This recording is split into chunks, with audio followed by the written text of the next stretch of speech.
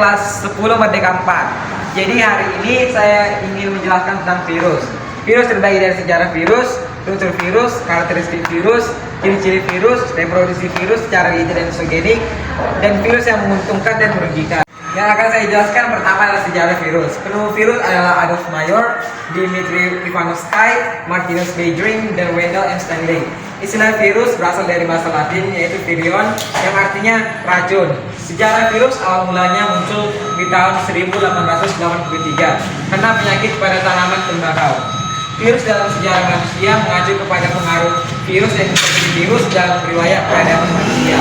Epidemi yang disebabkan oleh virus dimulai ketika perilaku manusia berubah pada periode Neolitiko.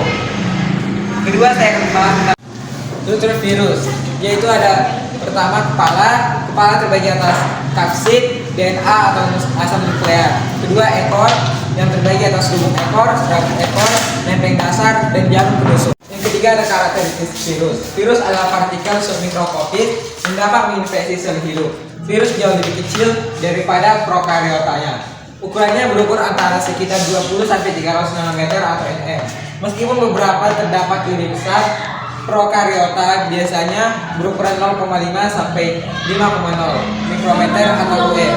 Misalnya, jika virus berukuran 3 bola sepak yang diletakkan berdampingan, maka prokariotanya akan berukuran sekitar lapangan sepak bola. Kemudian ada daur litik. Virus mengambil alih seluruh aktivitas metabolisme dalam sel, bereplikasi dan menghancurkan sel inang. Kita dapat melihat pada gambar berikut. Kemudian adsorpsi. Virion menempel pada reseptor spesifik inang dengan menggunakan serabut ekornya. Selubung ekornya membuat lubang pada dinding-dinding dan membran sel, lalu menginjeksi materi genetiknya ke dalam sel inang. Di dalam sel inang, virus menghancurkan seluruh DNA sel inang. Virus mengambil seluruh metabolisme inang untuk bereplikasi. Kita dapat melihat pada gambar berikut ini. Kemudian hasilnya akan membuat virion-virion baru setelah hasil sintesis dan nukleatnya dirakit menjadi partikel yang lengkap. Kita akan melihat dari gambar berikut ini. Virion yang baru akan menghasilkan sel-sel virus baru berjumlah ratusan. Lisosom atau enzim perusak dinding-dinding sel inang yang nantinya akan pecah. Setiap virus akan memulai siklus baru pada sel-sel inang yang terdekat. Virus mengambil alih seluruh aktivitas metabolisme dalam sel, bereplikasi dan menghancurkan sel inang. Virion menempel pada bagian reseptor spesifik inang dengan menggunakan serabut ekornya.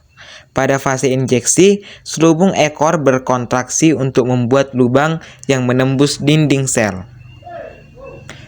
Kemudian, virus menginjeksi materi genetiknya ke dalam sel inang. Di dalam sel inang, DNA virus menghancurkan seluruh DNA sel inang. Virus kemudian mengambil alih seluruh metabolisme inang untuk bereplikasi.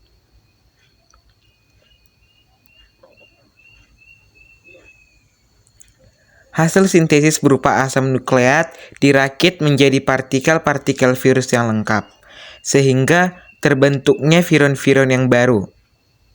Virus baru akan menghasilkan lisosom, yaitu enzim perusak dinding sel inang.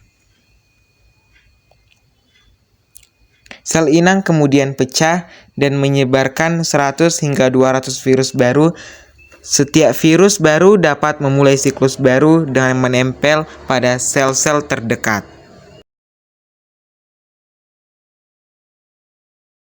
Daur lisogenik. DNA virus menjadi bagian kromosom inang dan bereplikasi memanfaatkan sel inang. Bakteriofag menempel pada bagian reseptor spesifik inang dengan menggunakan serabut ekornya. Pada fase injeksi, selubung ekor berinjeksi membuat lubang yang menembus dinding dan membran sel. Kemudian, virus menginjeksi materi genetiknya ke dalam sel inang.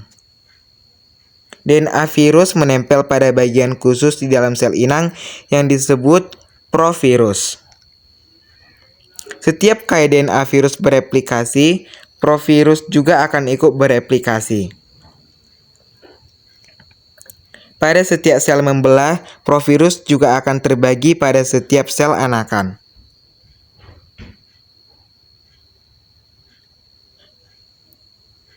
Setiap saat provirus bisa meninggalkan kromosom sel inang dan memasuki siklus litik.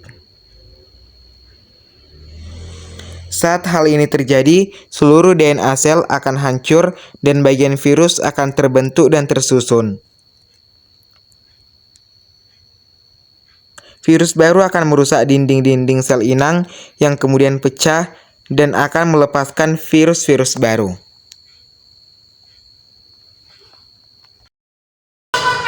Berikut ciri-ciri virus. 1. Terdiri dari bahan genetik atau RNA atau DNA dan lapisan protein pelindung kapsid. 2. Hanya memiliki bahan genetik RNA atau DNA saja, tidak memiliki sel atau bersifat aselular. 4. Berukuran lebih kecil daripada bakteri. 5. Memiliki bentuk yang bervariasi. 6. Dapat dikristalkan. 7. Memerlukan asam nukleat atau berkembang biak. Ini hama dan serangga dapat untuk membasmi hama serangga. Vaksin yang dapat dimodifikasi dan dilemahkan untuk memicu respon kekebalan tubuh dan melindungi dari penyakit tertentu. Bakteriofag dapat membunuh bakteri patogen. Varicella zoster untuk mencegah penyakit cacar. Virus yang merugikan: flu, polio, hepatitis, AIDS, herpes simplex, dan rabies.